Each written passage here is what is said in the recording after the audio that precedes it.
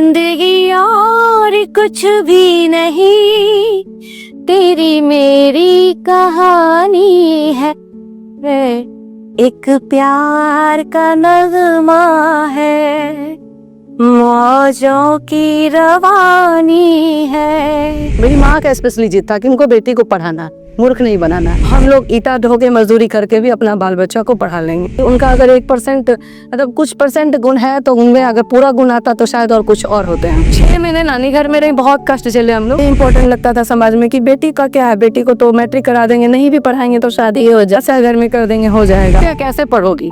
हम जब किताब ही नहीं देंगे और साइंस देखते हैं कि सब अगर फेल हुई ना ISC में तो तुमको आगे पढ़ाएंगे भी नहीं। तो मेरी माँ का क्या था, कुछ न कुछ सिखा देना। पापा को म्यूजिक से बहुत लगाओ, PNT में जाके एडमिशन करवा दी, PNT क्लब। तुम ही कर सकती हो, तुम कर लो। और हम फिर आया जब माँ कैंसर से डेथ कर गई। यहाँ तो भोजपुरी का चलन है, असली गाना बहुत ज्यादा, मुझे वो पसंद नहीं था। करना बहुत कुछ था, वो हमारे पास कुछ था नहीं करने के लिए। माहौल होगा तो हम काम करेंगे। कौन क्या बोल रहा घर में जाए, मुझे जो करना है कर। आप सिंह लगाते हैं, राजपूत है क्या? जिस काम को कर रही हूँ कंफर्टेबल फील होकर के काम। मेरा परिवार मेरे साथ है, मेरा परिवार साथ है। आपको परिवार में गाने दे दिया जाए, मैं जो कर रही हूँ बेस्ट कर रही हूँ, तो दुनिया अगर उसका सर्टिफिकेट देने वाला होता कौन है? तुम बिजनेस के लायक नहीं बनी हो, तुम बिजनेस मत। गाती हूँ बट भोजपुरी में साफ सुथरा। इस फील्ड में बहुत बड़ा करना है तो शायद इस फील्ड में बहुत कुछ करना पड़ता, बहुत कुछ खोना पड़ता, और जो खोने के लिए हम तैयार नहीं थे। कॉम्प्रोमाइज भी कर। तो मेरे में वो आदत है काम के लिए गिड़गिड़ाना, मुझे काम दीजिए, मांग के भीख मांग के गिर करके मुझसे नहीं होगा। और जोर तक मैं सोची नहीं थी कि सैक्सोफोन प्ले करूंगी। जो आपने सीखा और उसके बाद आप जब बिहार, जब आपको पता चला कि you are the only one female on saxophone, तो कैसा लगा आपको फिर उस समय? बिहार में कोई नहीं बजाती है। बिहारी क्या, यूपी, बिहार, झारखंड, मतलब हर जगह, अभी दिल्ली तक में, कोलकाता में भरी हुई है। जब बिहार की सबसे बड़ी प्रॉब्लम है, एक चीज में फेस की अपने म्यूजिक लाइन में, कि आप अगर बहुत अच्छा करें ना तो आपको बढ़ने ही नहीं देंगे। भी फेस करना पड़ता है कि बिहारी पहचान को छुपा के आप बिहार नहीं बताइए और मुंबई बताइए तो आपकी बुकिंग रोज होगी। गलत है तो हर फील्ड में है। क्या डॉक्टर्स के फील्ड में गलत नहीं है, टीचर्स के फील्ड में गलत नहीं है क्या? आप मतलब किसी भी प्रोफेशन में ले लीजिए। भोजपुरी गानों में जो ये वल्गैरिटी है और ये जो कुछ भी है वो समाज के लिए कहीं ना कहीं से अच्छा नहीं, और उसका कलाकारों पर भी उसका बहुत अभाव। विदाउट वल्गैरिटी तो भोजपुरी चल ही नहीं रहा है। आर्टिस्ट को तो पैसा चाहिए, नेम एंड फेम चाहिए, और उसी के लिए इस फील्ड में आया। तो मुझे कोई नहीं रोक सकता था। वायरल कराया जाता है, वायरल कोई होता नहीं, वायरल कराया जाता।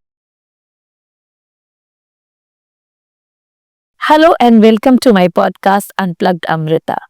और जैसा कि आप जानते हैं कि मैं बात करती हूँ अपने पॉडकास्ट में मेरे दिल से निकलकर आपके दिल तक पहुंचने वाली। कहते हैं हर औरत अपने आप में एक कहानी होती है, और इसी बात को ध्यान में रखते हुए मैंने आज एक ऐसी महिला को अपने पॉडकास्ट में बुलाया है जिसके बारे में जानकर मुझे बहुत अच्छा लगा था पर्सनली, और मुझे उम्मीद है कि जब आप इस पॉडकास्ट को देखेंगे तो ये समझ पाएंगे कि एक औरत चाहे तो दुनिया में कुछ भी कर सकती है। आज के इस पॉडकास्ट की हमारी मेहमान हैं शिखा सिंह राजपूत, और इन्हें मैंने आज इसलिए बुलाया है अपने पॉडकास्ट में कि बहुत ही खास हैं। कहने को तो ये एक सिंगर हैं, म्यूजिक इंडस्ट्री से जुड़ी हैं, बहुत सारे जो ये सबसे अनोखा काम करती हैं कि बिहार और झारखंड की ये पहली महिला सैक्सोफोनिस्ट हैं जो सैक्सोफोन जैसा वाद्य यंत्र जो बहुत ही कठिन है बजाना, उसको बजाती हैं।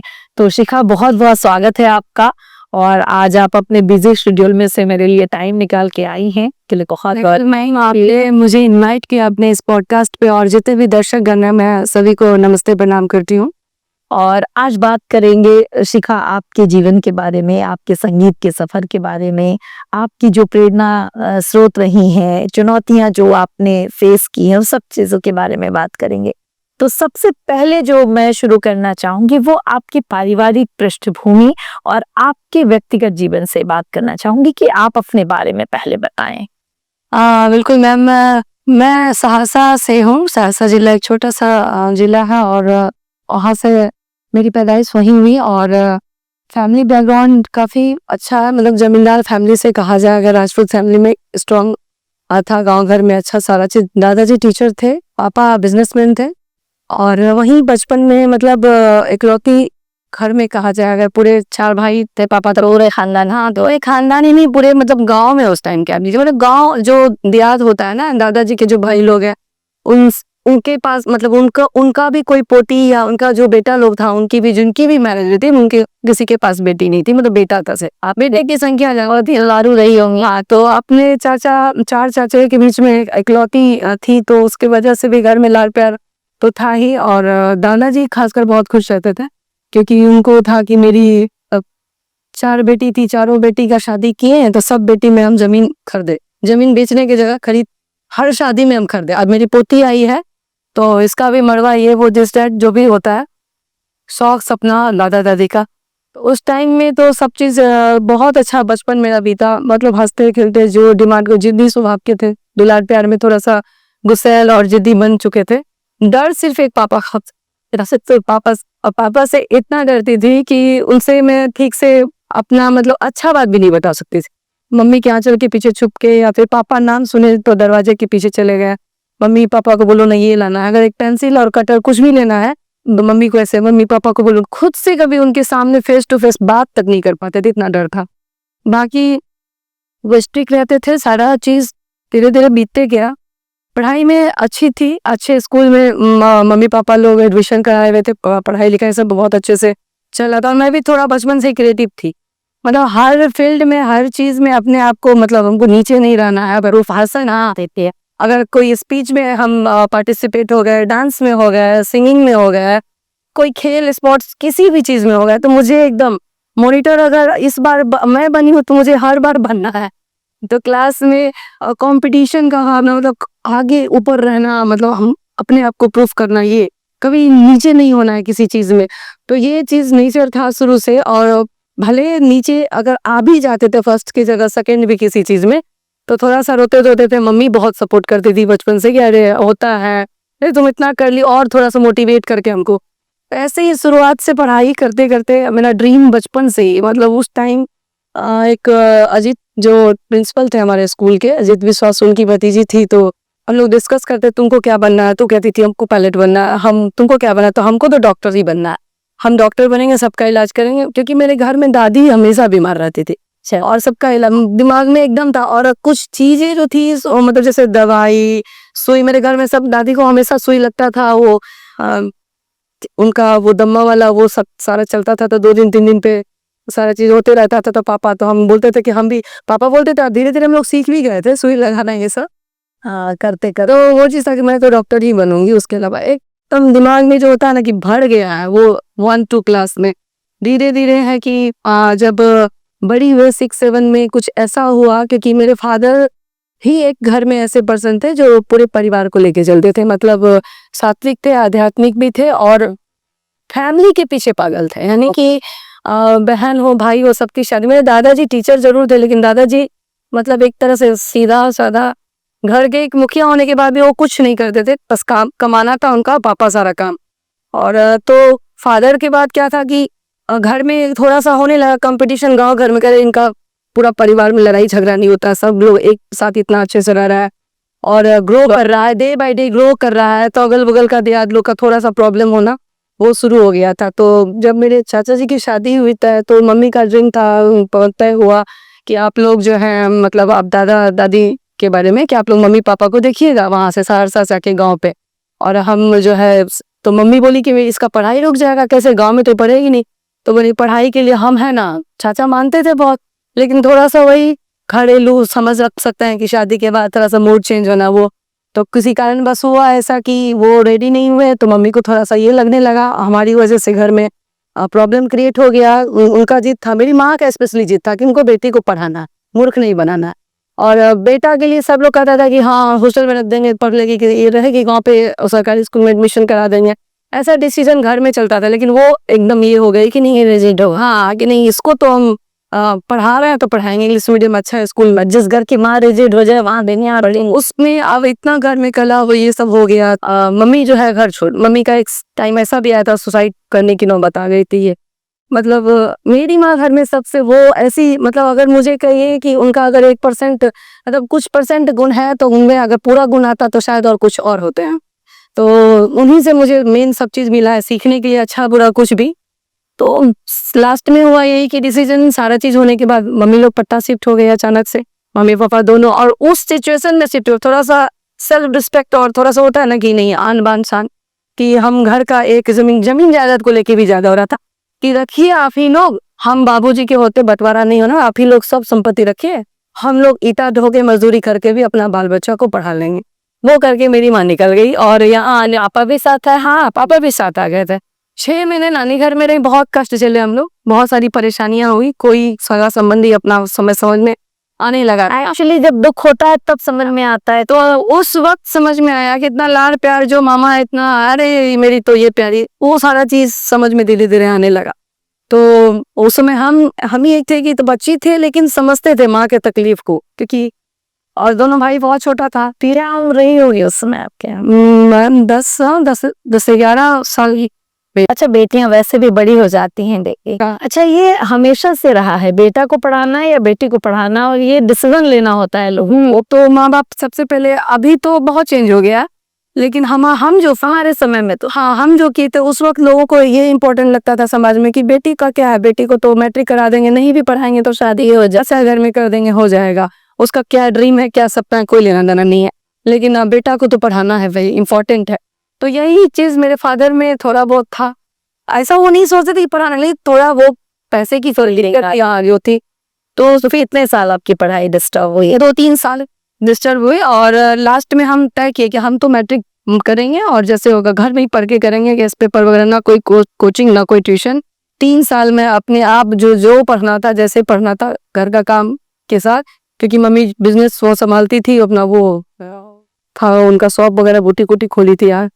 सारा चीज करने के बावजूद मैं मैट्रिक में जैसे सब दिन से फर्स्ट आ रही थी, तो मैट्रिक में भी था कि हमको फर्स्ट ही आना है, तो किसी तरह फर्स्ट आए। मतलब मार्क्स ऐसा नहीं कहा जाए कि बहुत ज्यादा था, जितना मार्क्स हमको चाहिए था। एक अच्छे वुमेन्स कॉलेज का ड्रीम्स देख रहा था कि वुमेन्स कॉलेज में, और वो भी साइंस लेके, उस समय 85 या 98% ऐसे का वो था, तो उतना तो था नहीं मेरे पास, मेरा 65-70 के अबव में था, 70 के अंदर ही था। तो लास्ट में हुआ डिसाइड, पापा का था कि तुम आर्ट्स लो, आर्ट्स में किताब नहीं देना पड़ेगा, पढ़ना मतलब क्या हो जाए, खर्च हो जाए। सर मेरा था नहीं, हमको तो वही करना है, हम तो साइंस लेंगे ही।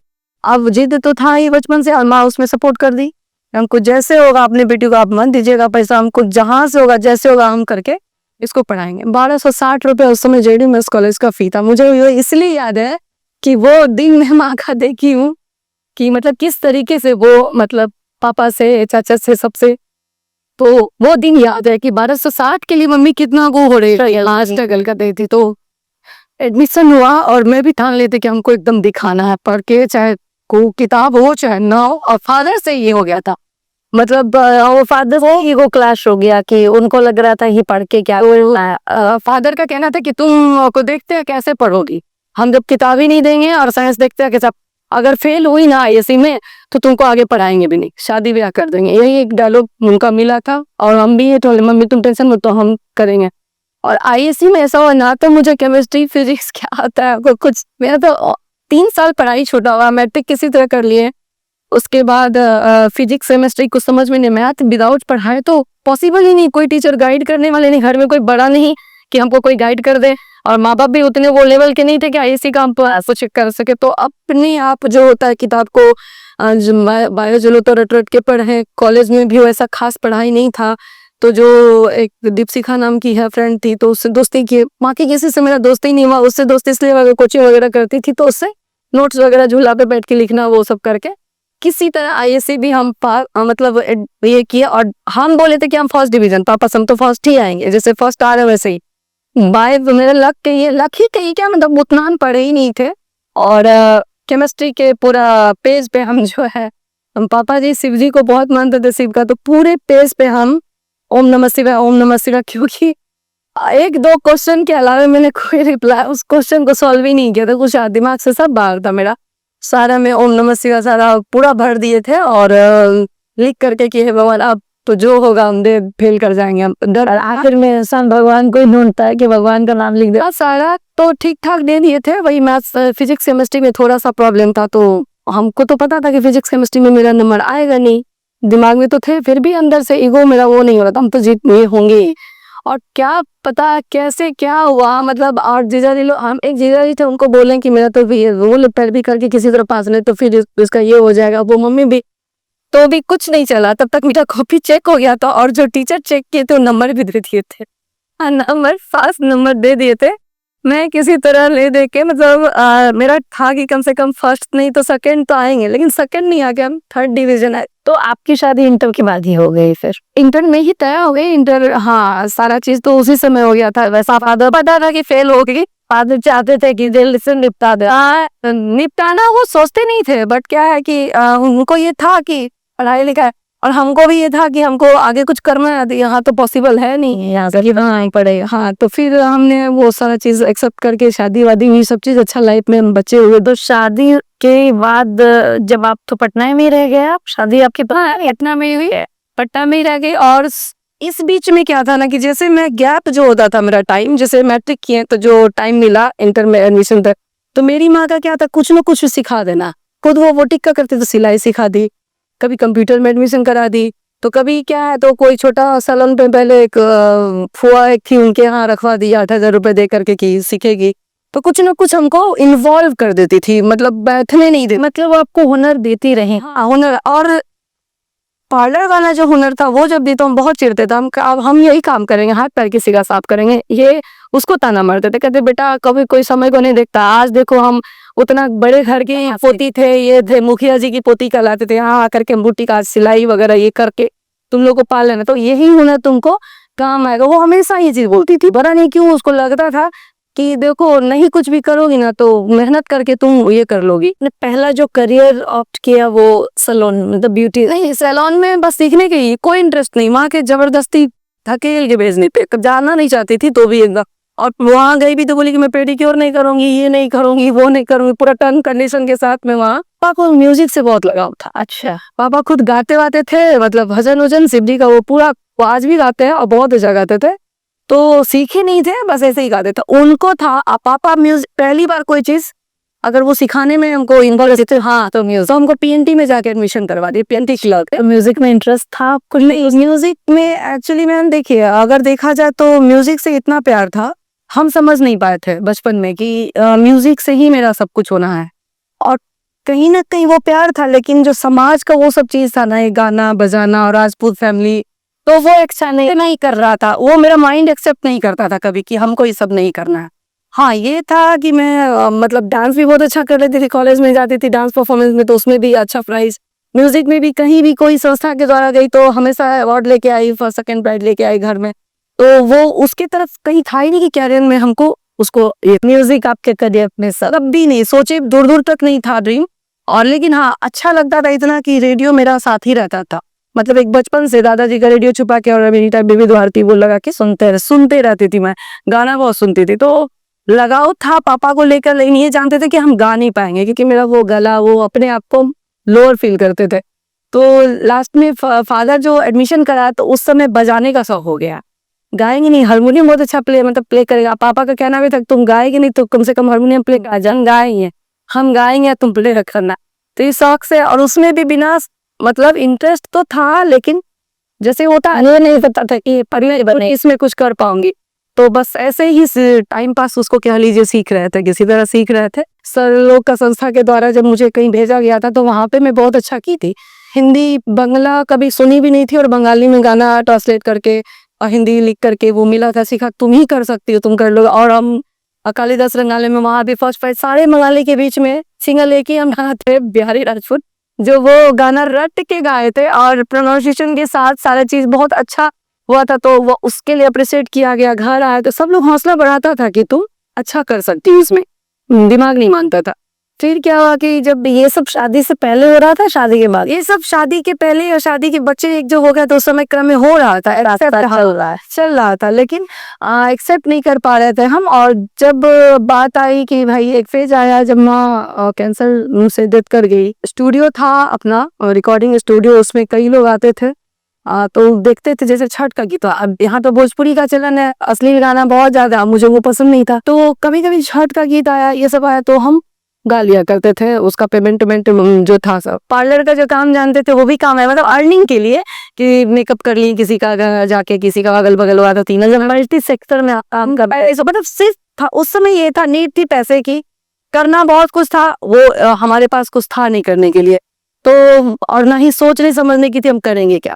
तो बस था कि इनकम करना है, किसी तरह हाथ में पैसा दो हो जाए। तो लास्ट में फिर अपनी पहचान बनाने की जिद थी, लेकिन हम कर नहीं सकते थे। तो फिर क्या हुआ कि सिंगिंग में भी वहाँ पे बहुत सारे लोग आते थे फील्ड से, तो कहते थे अरे तुम गाना गाओ, जागरण ये वो इस सब में सारा चीज़। हस्बैंड का भी था कि बोलना कि भाई अच्छा कर रही हो, मतलब तो इसमें कर सकती हूँ मैं। हस्बैंड ने सपोर्ट किया? हाँ, हस्बैंड का ही पूरा सपोर्ट था, लेकिन मैं सीधा इग्नोर मार देती थी। ये अरे हमको ये सब गाना ये सब फील्ड में नहीं, मेरे पापा तो पहले ही नहीं पसंद करेंगे, ऐसे ही घुसाते थे। लास्ट में क्या हुआ कि एक दिन ऐसे ही कोई जागरण में गए, तो वहाँ पे उठाइए हाथ ये सब देखें, हम एक साईं और मेरे घर के आगे सने एक भजन गाए, लोगों ने बहुत अप्रिशिएट किया, तालियां सब मिला सब चीज़। लेकिन मैं एकदम शुद्ध वो क्या बोलते हैं उसको, भारतीय सहरसा जिला से थे, तो वो माइंड वही सेट था। कितना भी वर्ड में पटना रह रहे थे, लेकिन वो खुलापन नहीं था अंदर से, बोल्डनेस नहीं था। तो एकदम शांत होके किसी तरह गाओ के आए हुए, नहीं हमसे हाथ पैर उठाने वाला काम नहीं होगा। तो लास्ट में फिर क्या हुआ कि एक दिन और किसी आर्टिस्ट से धोखा मिला था एक ऑर्गेनाइजर को, और उसका वो था, वो कॉल आया कि 6 बजे एकदम एट ए टाइम कि वो धोखा दे दिया। अश्विनी चौबे मंत्री जी के रिलेशन में वो था, और शादी है तो उसमें किसी तरह आजा, 2 ही 4 तुम गाना गा लोगी। उसको पता था गाना गाती, गाना गा लोगी तो हो जाएगा, मतलब किस तरह गाना गाई। तो माहौल देखिए बहुत अच्छा, सारे लोग बहुत अच्छे सुन रहे, वेल एजुकेटेड सारे पर्सन है, सब लोग तालियां अप्रिशिएट कर रहे हैं, गाना फरमाइश कर रहे हैं। और मैं डर डर के 2-3 गाना मतलब वो सिचुएशन गाई, और 3500 रुपये पेमेंट मिला। तो मुझे लगा बहुत अच्छा, 2 घंटे का काम है, 3500 रुपये पेमेंट। उस टाइम में फर्स्ट वो भी हमको पेमेंट नहीं मिला था, कुछ बोला नहीं गया था, वो तुम रख लो, हम किसी को देते ही मेरे तरफ से आशीर्वाद दिया है ऐसा। उसी समय बहुत सारा डेट आया, फिर लगा अगर ऐसा माहौल होगा तब हम काम कर सकते हैं। हस्बैंड से लगा ऐसा माहौल होगा तब हम काम करेंगे। तो फिर कंटिन्यूटी मतलब ऐसा हो गया था कि मैंने अपने आप को पूरा वो साड़ी का जो लुक था वो सारा, आप देखिए मैं प्रोफेशनली सिंगर बनने जा रही हूँ, तो अपने आप को कैसे ग्रूम करना है, कैसे पहले अपने खुद को ग्रो कैसे खड़ी होना है। सारे सिंगर को मैंने देखा है, मतलब लोगों के जरिए सबका, किसी के पास उस वक्त फेसबुक अकाउंट भी नहीं था, मेरा फेसबुक पहले से ही था, फॉलोअर्स भी अच्छे थे। उस वक्त जो आईडी बंद हो गई है, तो मैंने सबको देखा, तो देखी कि कैसे भी कोई चला एज ए आर्टिस्ट कैसे खड़ा होना है, कैसे बात करना, उस पर वर्क शुरू किए। तो मेरे बाल मतलब 6 महीने भी नहीं हुआ, मैं लगभग में सारे पटना के सारे लोग जाने लगे, बिहारी बेसिक पे सब लोग, उस तरफ से काम सरकारी काम सब काम अच्छा चलने लगा। फिर लगा कि माँ तो देख करके बोलते बोलते क्यों ना, और वीएलसीसी के बारे में कुछ लोगों से पता था, क्यों ना हम क्लिनिकली ही काम सीख करके, नहीं डॉक्टर बन पाए तो उसका वो, और ये काम कर सकता, दो एक फील तो होगा कि हम डॉक्टर ही हैं। तो वो फीलिंग्स के लिए से मैंने वीएलसीसी ज्वाइन किया। बहुत कॉस्टिंग मतलब कोर्स का, जो जीएमआईसी कोर्स उसमें 5-6 लाख का ऐसे ही था। फिर अलग से भी बहुत सारे चीज कोर्सेज में मुझे लगा, तो वो सारा मैं की, और वो भी बेसिक से स्टार्ट की। और उस वक्त मेरा इवेंट रहता था 6 बजे सुबह, कहीं बाहर से आ रही हूँ, मोतिहारी से, दरभंगा से, उधर से आ रही हूँ, 6 बजे मॉर्निंग में, बिना दोए को कैसे मैनेज करते थे। कुछ बड़े वाले तो नानी थी, तो नाना नानी की भी हो गया, अगल बगल में मतलब मेड, उसके वजह से ऐसे किसी तरह मतलब दिक्कत कठिनाइयाँ तो होती थी।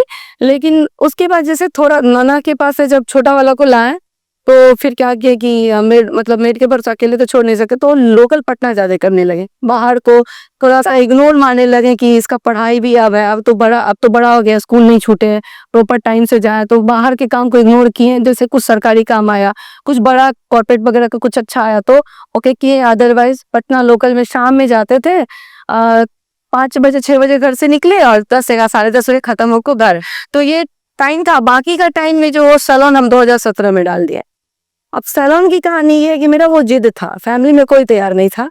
मैं अपना पूरा पैसा जो 2-3 साल कमाई थी, उस सारा को मैं हस्बैंड से लड़के झगड़ मतलब बहुत ये करके कि हमको खोलना है, खोलेंगे तो बड़े लेवल का खोलेंगे तो क्लिनिकल। तो सारा चीज सेटअप आसियाना में लिए, और सारा हो गया। ओपनिंग होने वाला था, इवेंट की ओपनिंग के लिए मैंने बड़ा ड्रीम की, बड़े सेलिब्रिटी शत्रुघ्न सिन्हा, ये वो मतलब सारा सेटअप हो गया था मेरा, सब कुछ किए। 28 तारीख को डॉक्टर्स का मीटिंग था, इवेंट पावापुरी में, वहां से रिटर्न हो रही थी। स्टाफ शॉप का जो स्टाफ है, वो जो मिस्त्री काम कर रहा था, वो फोटो वीडियो भेजा, तो मैं समझ नहीं पाई। सुबह उठी तो फिर दिखा, मतलब वो फिर फोन किया कि अभी तक आप लोग आए नहीं। पूरा बिल्डिंग जो बना हुआ, जो ओपनिंग 3 महीने से वो बन रहा था, इंटीरियर का सारा काम बैंगलोर से मंगा के, मतलब मेरे लाइफ का सारा कमाई उसमें हम डाल दिए थे, और वो बिल्डिंग पूरा टूट के ओह शिट, टूट गया। वो मेरा ड्रीम था और उस ड्रीम के लिए हम इतना मेहनत कर रहे थे। उस वक्त हम डे का भी शो ले लेते थे। जैसे इवेंट आया ना, अभी पटना मौर्या में है, 2 घंटे का एंगेजमेंट का है, कर दीजिए, है सभी यहाँ पे रहे वहाँ।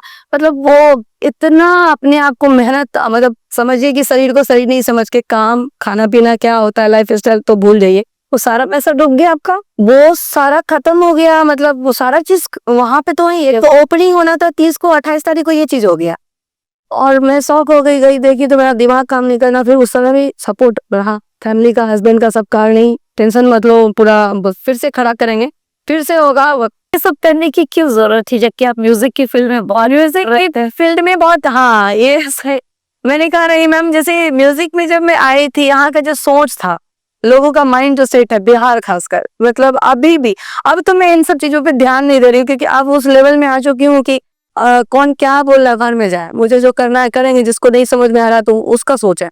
तो ये सोच अपने आप को दिए देते। पहले नहीं होता था, पहले लगता था कि गाना कभी एक तो परिवार से, अच्छा आपकी मुझे ये फेस करना पड़ा है कि जैसे उतरी मन से तो अपने जानने वाले भी कन्नी काटते थे, जो राजपूत हैं और बैठे हुए हैं और हमको जान रहे हैं, तो मतलब थोड़ा सा कि वो गाना गाती है, मतलब वो अरे गाना बहुत खराब काम करती है और किस फैमिली से बिलोंग करती है, क्या संस्कार है। में भी हो सकता है कि अब और पहले में बहुत अंतर है।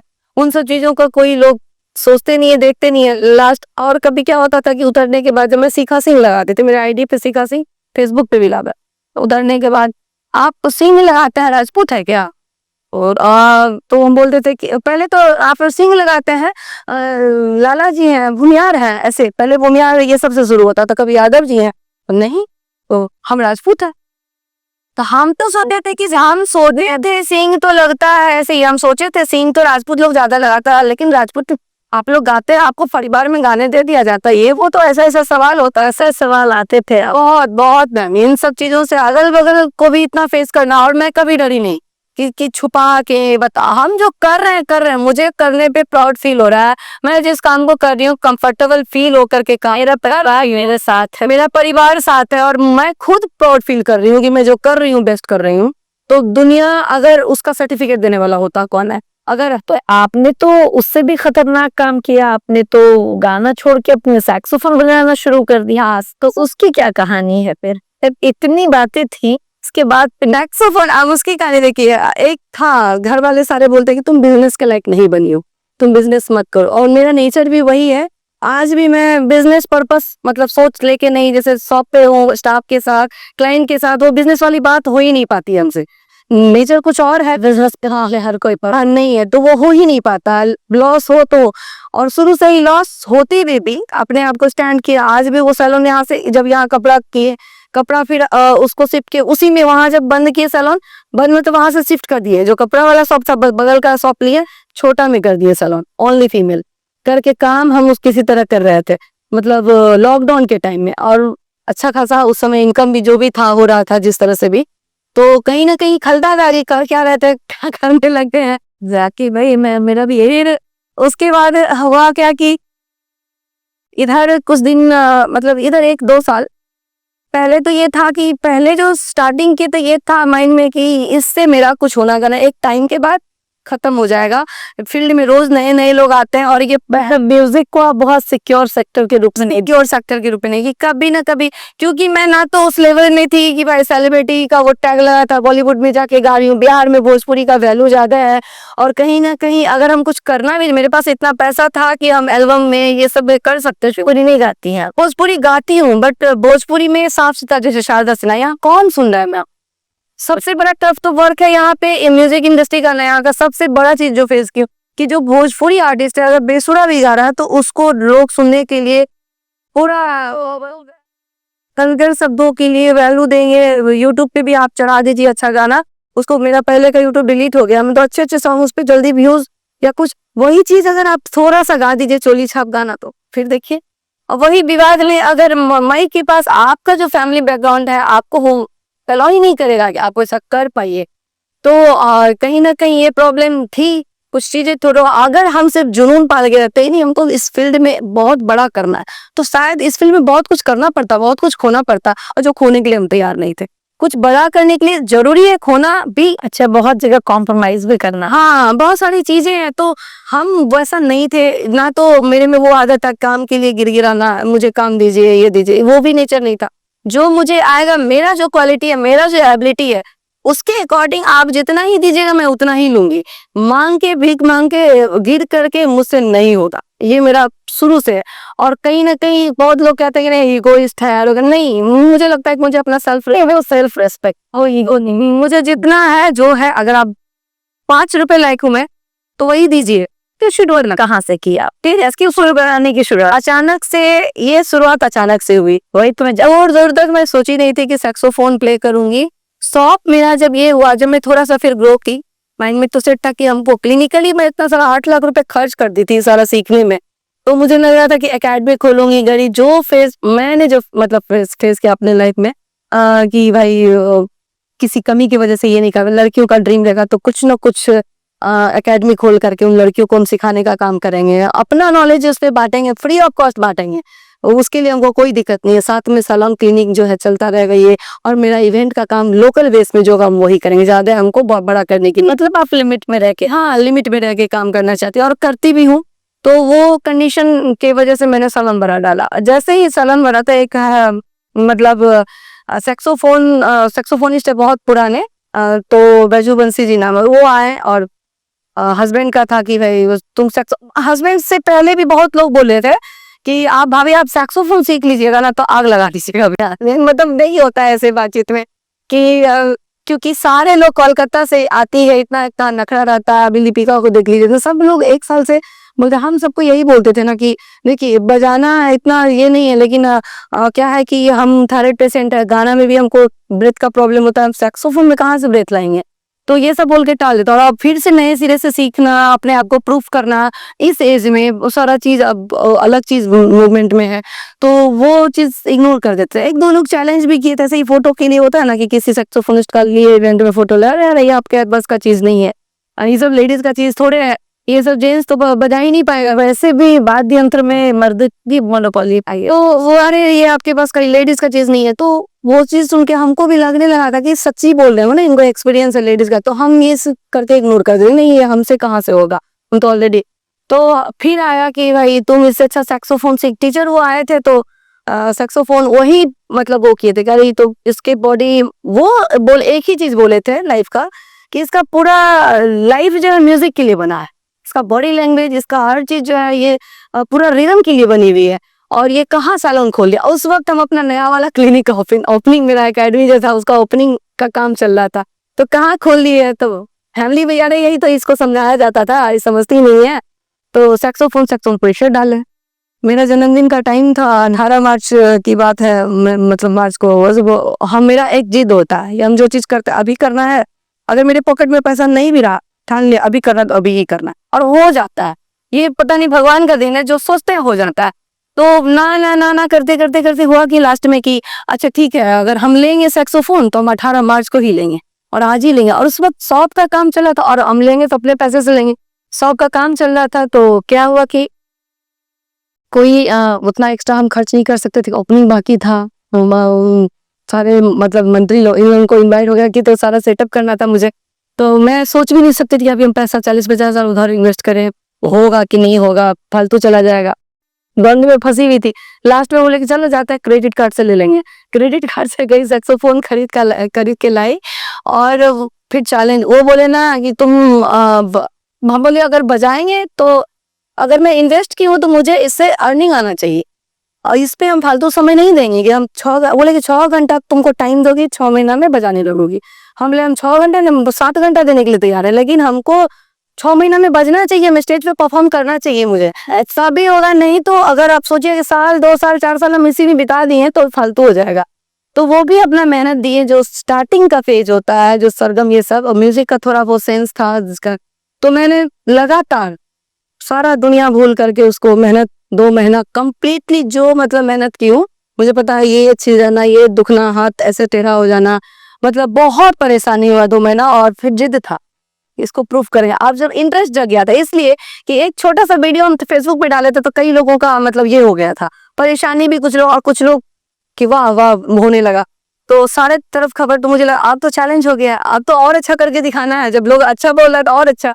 तो 2-3 महीना में अच्छे से प्रैक्टिस की, और देन जो है अगले गुरुजी का कहना था 6 महीना में, अक्टूबर में ही अल्ताफ राजा का फर्स्ट शो था। किसी ने मुझे चांस मौका मतलब कह लीजिए, वो बोले कि तुमको आना है तो आना है। तो बोले भैया अभी मेरे पास माइक है ना कुछ है, बस अभी तो वैसे ही, और नॉर्मल सैक्सोफोन है, वो कोई प्रोफेशनल प्लेइंग के लिए है नहीं, हम कैसे करेंगे। लेकिन वो जिद कर दी और मैं गई। तो वहाँ पे जैसे तैसे जो भी हुआ, फर्स्ट था, डर भी था, किसी तरह परफॉर्म की। वहाँ पे अप्रिशिएट, सारे लोग इतने अच्छे थे कि अधिवेशन भवन में अप्रिशिएट भी किए, और वो हमको पेमेंट भी किए। अच्छा फर्स्ट की तुम्हारा ये पेमेंट है हमारी, तो और अच्छा पेमेंट देखिए कि ये मेरे तरफ से पेमेंट है, ये सारा चीज। उसके बाद फिर रुके नहीं, कंटिन्यू। अब लगा कि ये जो आपने सीखा, और उसके बाद आप जब बिहार, आप जब आपको पता चला कि you are the only one female on saxophone, तो कैसा लगा आपको फिर उस समय? फिर क्या वो मोटिवेशन का कारण है? मोटिवेशन का कारण तो यही पहले बन चुका था, जो पहले ही बोला गया था कि बिहार में कोई नहीं बजाती है। ये बिहारी क्या, यूपी, बिहार, झारखंड, मतलब हर जगह, अभी दिल्ली तक में, कोलकाता में भरी हुई है, जिसमें 3-4 ही लोग हैं जो मतलब अच्छा प्ले करते हैं। बाकी 3-4 ही लोग अच्छा प्ले कर रहे हैं, बाकी सब लोग गुमनाम टाइप से हैं, और बाकी और कहीं है ही नहीं। मुंबई में है कुछ लोग, 1-2, और वहाँ है बेंगलोर साउथ साइड में कुछ लोग हैं। तो जो भी है इधर बिहार, यूपी सब में तो कोई था नहीं, और सबको नीड होता था अच्छा पेमेंट लेके। सब यहाँ से, सब बिहार, कोलकाता से आ रही है, बहुत सारा नखरा ये वो। और हमारे समाज, हमारे बिहार की सबसे बड़ी प्रॉब्लम है, एक चीज मैं फेस की हूँ अपने म्यूजिक लाइन में, कि आप अगर बहुत अच्छा करें ना तो आपको बढ़ने ही नहीं देंगे। रीजन, आपको बाहर वाले को बढ़ा चढ़ा के कि कोलकाता से बुलाए हैं तो ये है तो वो, मतलब सारा झूठा कहानी। इवन कि मेरे साथ भी कभी ऐसा हुआ है कि आपको बोलेंगे आप मुंबई का, तो पार्टी को मत बोलिएगा। मैं क्यों, फेसबुक है, मेरा पहचान है, हम अपना पहचान क्यों खोए? हम सहरसा से बिलोंग करते हैं, हम छोटे जगह से बिलोंग करें, हम पटना में रहते हैं, मेरा फेसबुक आईडी पे टोटल लिखा हुआ, क्यों मजा? मतलब ये भी फेस करना पड़ता है कि बिहारी पहचान को छुपा के आप। यस, बिहार नहीं बताइए और मुंबई बताइए तो आपकी बुकिंग रोज होगी और अच्छे से होगा। लेकिन मैं बिहार में ही करके अपने आप को उतना प्रूफ की भी कि हमको नीड नहीं होता। और ये भी चुनौतियां हैं बिहार के बिहार के आर्टिस्ट हैं आप, अगर आप कोलकाता वाले से अच्छा कर रहे हैं, दिल्ली वाले से अच्छा कर रहे हैं, तो कहीं ना कहीं ये सिर्फ ऑर्गेनाइजर की प्रॉब्लम नहीं है, कहीं ना कहीं जो बुकिंग करने वाले होते हैं, क्लाइंट, उनके भी दिमाग में है कि अब उनको पढ़ा दिया गया कि भाई आ रही है मुंबई से, उनका फ्लाइट का टिकट चाहिए, तो उनका ये चाहिए, और वो सारा चीज बता दिया गया। अब लंबा एक अलग, यार कैसा है इसमें, किसी कोई प्रॉब्लम नहीं, शो ऑफ। आज के डेट में म्यूजिक 90% अभी कुछ लोगों, पुराने लोगों से मुझे बहुत कुछ सीखने के लिए मिलता है, सुनने के लिए। उन लोगों का जो समय था, वो लोग जो म्यूजिक करते थे, खास हस्बैंड का ही देख लीजिए, तो उन लोग जो कर चुके हैं, उन लोग 20-25 साल से हो भी है, तो वो अब नहीं है। अब क्या है ना कि बड़ी बड़ी पार्टियां, जितना सरकारी शो में जितना खर्चा नहीं हो रहा ना, उतना एक मैरिज में खर्चा हो रहा है। इवेंटर के थ्रू करोड़ों का सेटअप लग गया, एलईडी, ये वो, दिस दैट। आर्टिस्ट के नाम पे लाखों रुपए लिया जा रहा है सारा चीज, और आर्टिस्ट मतलब क्या है उसका वैल्यू, वाह, वो तो एक रियलिटी, मतलब आपको हम बता रहे हैं, ये बहुत बड़ा रियलिटी हो सकता है कि नहीं आप सच बता रही हैं, ये वो ऐसे महिला कलाकार ही आपको बताना। हाँ, और ऐसा ही होता है इस फील्ड में। कुछ प्रॉब्लम तो क्लाइंट का होता है, और कुछ हद तक ज्यादा का ये तो ऑर्गेनाइजर, जो हम लोग को बुक करके वहां तक इंट्रोड्यूस करा के ले जाते हैं उनका। तो ये सारी प्रॉब्लम झेलने के बाद अब सैक्सोफोन पकड़े तो कुछ लोगों को प्रॉब्लम क्या। अच्छा, अभी आपने जो ये चैलेंजेस हैं सिंगिंग के फील्ड में, उसके बारे में बात करी। महिला होने के नाते एक अलग ही चैलेंज फेस करना पड़ता है, जो आपने पहले कहा कि लोग कास्ट भी पूछ देते हैं, लोग कैसी फैमिली बैकग्राउंड से हैं वो भी पूछ देते हैं। दूसरा, आपने कहा कि जो पेशेवर कलाकार हैं उनको भी बहुत सफर करना पड़ता है, क्योंकि अगर वो बिहार से हैं तो ऑर्गेनाइजर और बुकिंग एंड ऑल दैट में प्रॉब्लम होती है। तो इन सब के वजह से क्या महिलाएं जो हैं इस फील्ड में बिहार से कम आ पाती हैं, या वो डर जाती हैं इन सब चीजों को देख के, या आपके जैसा डेयर करना सबके बस की बात नहीं है? और मैंने अभी तक तो किसी भी ऐसी आर्टिस्ट को नहीं सुना जो कोई बांसुरी वादक बिहार से हो, या पहले आप ही थी इसलिए मैं चाहती थी कि आपको लोग जाने। तो वाद्य यंत्र बजाने वाले इतने कम लोग इस फील्ड में क्यों हैं? मतलब क्यों ये सारी चीजें जो आपने बड़ी, मैम कहीं ना कहीं हमारे समाज की भी कमी है, और समाज की कमी इसलिए कहा जाए कि लोग अभी भी, अब तो खैर बहुत, जब मैं स्टार्ट की तो उस टाइम तक बहुत प्रॉब्लम था। अब तो मैं देख रही हूँ कि अच्छे फैमिली से, डॉक्टर्स के, आईएएस के फैमिली से लड़की लोग को शौक, क्योंकि ग्लैमर फील्ड में हर कोई आना चाहता है। सबसे बड़ी बात है कि इसमें पैसा बहुत है, पैसा अगर एक नॉर्मल आर्टिस्ट जो अभी स्टार्टिंग किया उसको भी 5,000 से कम नहीं मिलेगा पेमेंट। जो उसको 4 गाना आ रहा है, सपोज दैट कि वो भी 5,000 लेगा, एंकर हो चाहे सिंगर हो। मिनिमम जो सबसे एकदम का जिसका कोई नाम नहीं परिचित है, वो काम भी अगर अच्छा नहीं करे तो भी उसका इतना तो फिक्स है। अब वो अगर पर डे, और काम की यहाँ पे कमी नहीं है, पर डे अगर काम करे तो भी समझ लीजिए 1-1.5 लाख का तो इनकम आराम से है। एक अधिकारी भी उतना सोचेगा पढ़ लिख के। तो अगर आर्ट है तो वो हर कोई अब चाह रहा है, लेकिन कहीं ना कहीं समाज को अभी भी लगता है इसमें टफ है। और रीजन यही है कि नीचा दिखाना। आप लड़की हैं, जात मतलब लड़की जात है, आप क्या क्या झेलिएगा, क्या क्या करें, और वो ये नहीं समझ पा रहे हैं। अगर गलत है तो हर फील्ड में है, क्या डॉक्टर्स के फील्ड में गलत नहीं है, टीचर्स के फील्ड में गलत नहीं है क्या? आप मतलब किसी भी प्रोफेशन में ले लीजिए, गलत तो सब जगह होना। वो तो अपने ऊपर डिपेंड करता है ना कि हमको क्या करना है, मुझे क्या करना है, ये डिसाइड करना है। जब कलाकार हैं आप, और मुझे लगता है आप गाना भी गाती हैं, बजाती भी हैं, तो आपने महसूस किया है कि ये जो भोजपुरी गानों में जो ये वल्गैरिटी है और ये जो कुछ भी है वो समाज के लिए कहीं ना कहीं से अच्छा नहीं, और उसका कलाकारों पर भी उसका बहुत अभी प्रभाव तो इतना ज्यादा हो गया, खासकर यूट्यूब और सोशल मीडिया की वजह से इतना ज्यादा है। मतलब हर एक तो सबसे ज्यादा सारे लोग माइक उठा के हाँ गाने लगे हैं, और सब लोग, हर कोई सिंगर बन गया। घर घर आर्टिस्ट, एक्टर, आपको मतलब डांसर सब मिल जाएगा घड़ी घर।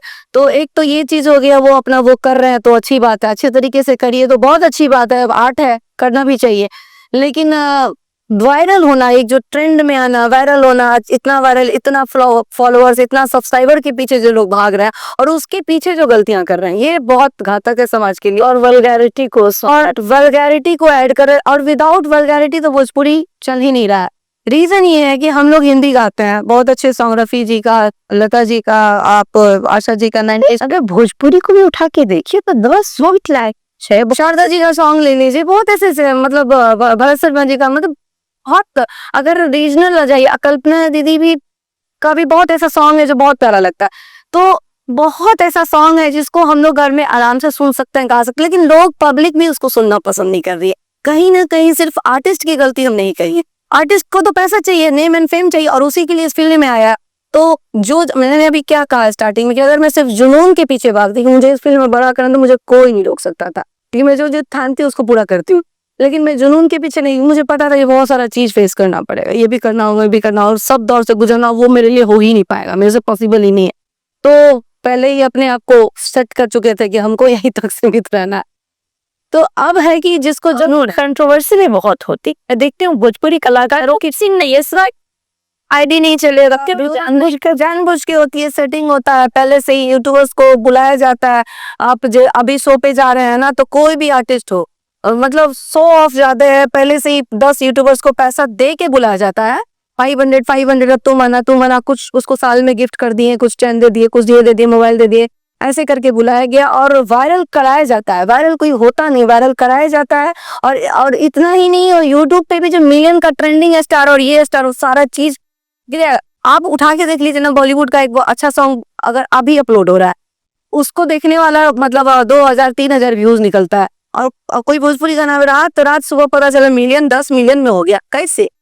सारा पहले से ही सेटल। कलाकारों के बीच में मैं देखती हूँ मंच पर ही वो आपस में गाते हैं, शियालेदर होना, घिसा पिटा कहानी, ये वो उसको गाली देना, उसको, ये सब सेटिंग रहता है, और सबको फिर देखेगा एक ही जगह, सब अच्छे से। इसका असर दूसरे कलाकारों पर भी बहुत होता बिल्कुल बढ़ रहा है। अब हम लोग उस चीज को अवॉइड करके, अब जैसे क्या हो रहा है कि ऐसा तो रहा है कि भोजपुरी आर्टिस्ट, भोजपुरी भाषा खराब है, या भोजपुरी आर्टिस्ट जी खराब है, कलाकार वो भी है, कलाकार हम भी है, लेवल कलाकार वो भी, हम भी है, और मेहनत से सब कोई कमा रहा है, खा रहा है, लेकिन हम लोग उसको अवॉइड करना चाहते हैं, क्योंकि उस मंच पे जाने से भी डर लगता है। अब जहाँ पे विवाद हो, यहाँ पे इस तरह का माहौल हो, लोग कहेगा अरे थोड़ा सा, तो इन सब चीजों से खुद कट के बच रहना पड़ता है। तो ये भी एक रीजन है उनकी वजह से।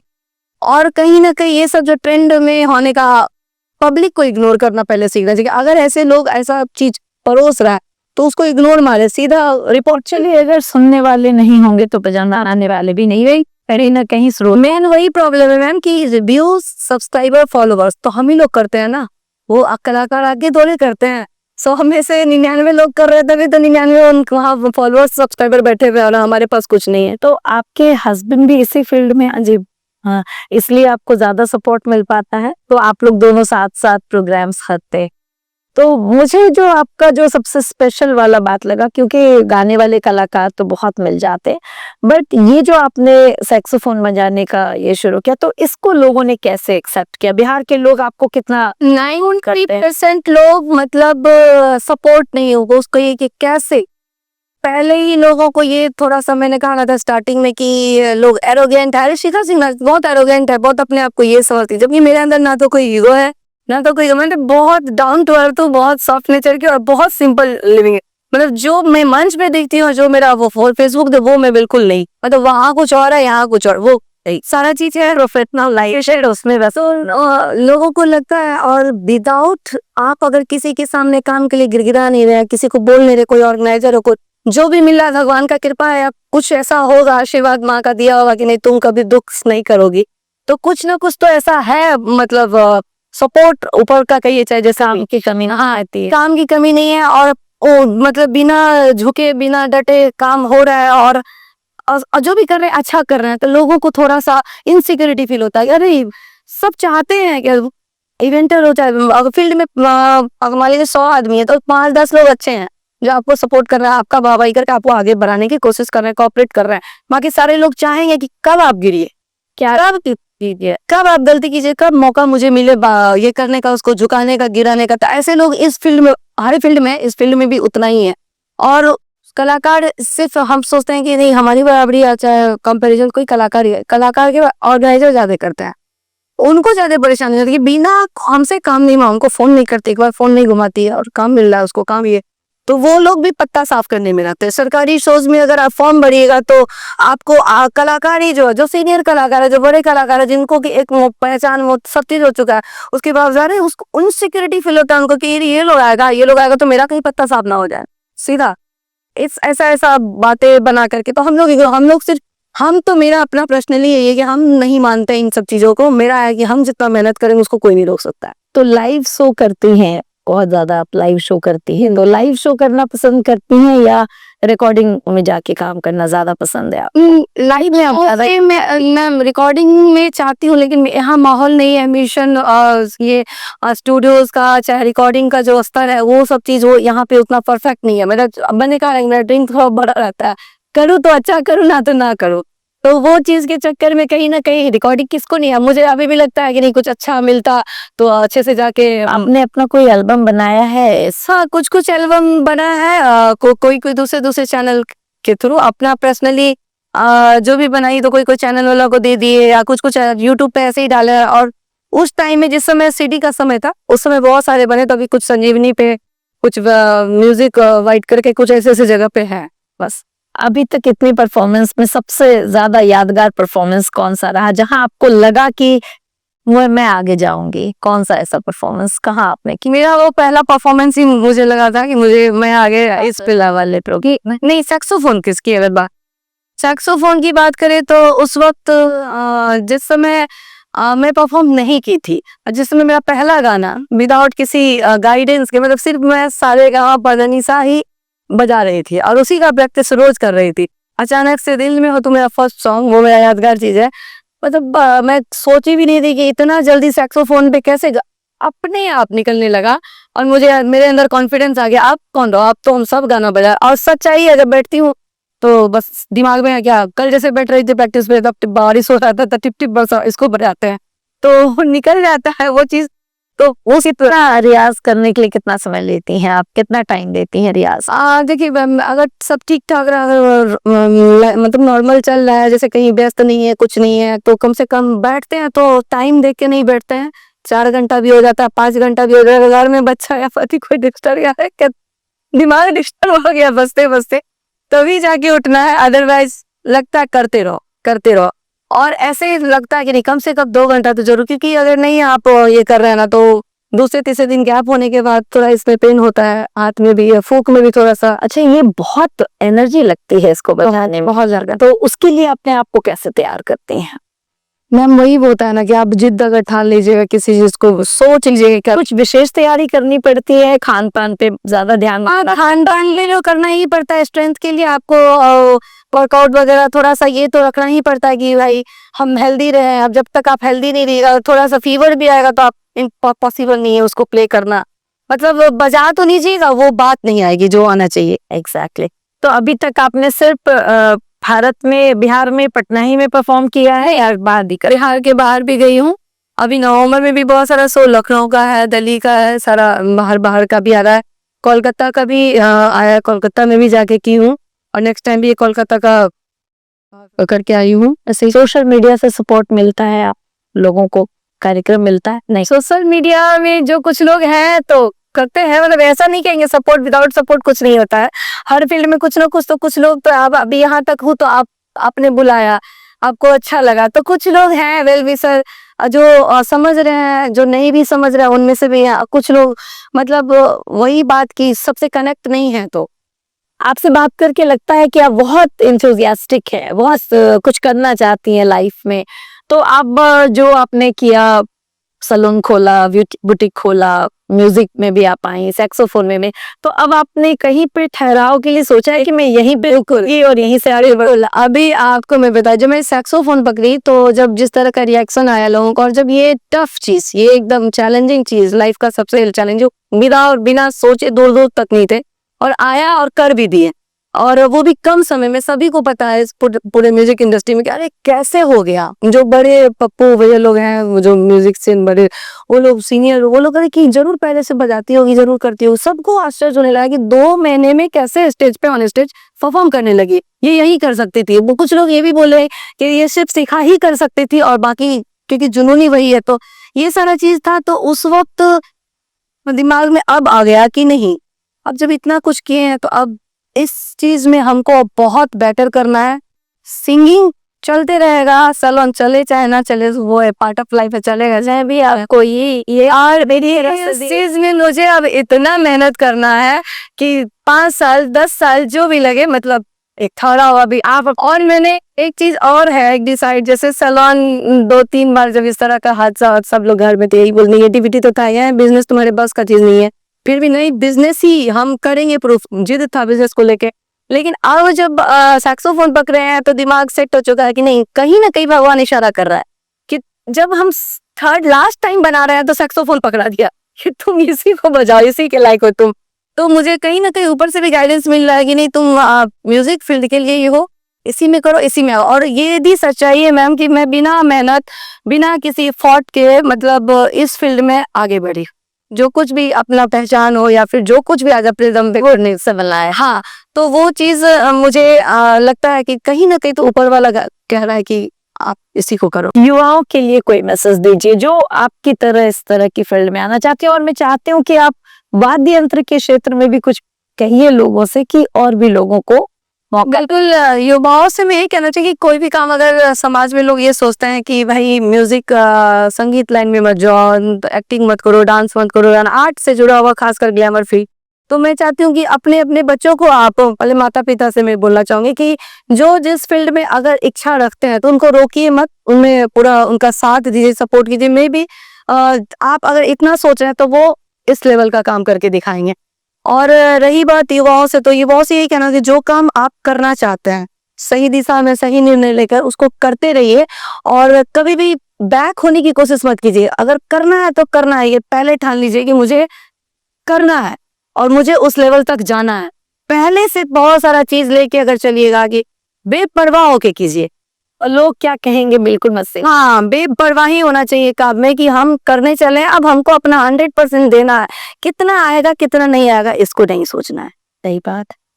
तो ये थी शिखा सिंह राजपूत, इतनी जोशीली, इतनी उत्साह से भरी हुई लड़की और बिल्कुल यंग लड़की। और मुझे जो सबसे इंटरेस्टिंग लगा, इसका जो सफर रहा है ये कई चरणों में चल के, और जो ये लास्ट में इसने अपना करियर चुना है जिसमें ये सैक्सोफोनिस्ट बनी है। और मेरे बहुत बहुत विशेस हैं इसके लिए कि बहुत आगे जाए और इस करियर को ये बिहार के लोगों के लिए एक माइलस्टोन की तरह बनाए, ताकि और भी लड़कियां इस तरह की फील्ड में आएं और वो बिहार का नाम रोशन करें। तो मुझे उम्मीद है कि ऐसे कलाकारों को देखना, जानना हम सबके लिए बहुत ही गर्व की बात है। और आपको ये पॉडकास्ट जरूर पसंद आएगा, इसको देखिएगा। और अगर इनके बारे में कोई और जानकारी चाहें तो इस पॉडकास्ट के कमेंट बॉक्स में जरूर जाकर कमेंट करिएगा। और हमारे चैनल अनप्लग्ड अमृता को जरूर सब्सक्राइब करें और उस पर कमेंट और लाइक जरूर करें। Thank you so much. Shikha, मैं चाहूंगी कि कार्यक्रम को खत्म करने से पहले मैं चाहती हूँ कि आप एक कलाकार हैं, तो आप 2 लाइन जरूर सुनाएं, और आप म्यूजिक इंडस्ट्री से जुड़ी हैं, जो आपकी पसंदीदा 2 लाइनें हो जो लोगों को। बिल्कुल आप सुना, मैं स्पेशली आपके लिए लिख रही हूँ। Thank you. जिंदगी और कुछ भी नहीं, तेरी मेरी कहानी है, एक प्यार का नगमा है, मौजों की रवानी है। जिंदगी और कुछ भी नहीं, तेरी मेरी कहानी है, एक प्यार का नगमा है। बहुत बढ़िया। इन्होंने वही कहा जो मैंने शुरू में कहा कि हर औरत अपने आप में एक कहानी कहती है, और आज हमारे साथ शिखा की कहानी थी। बहुत ही खूबसूरत। आपका ये सफर चलता रहे हमेशा, इसके लिए बहुत बहुत थैंक यू।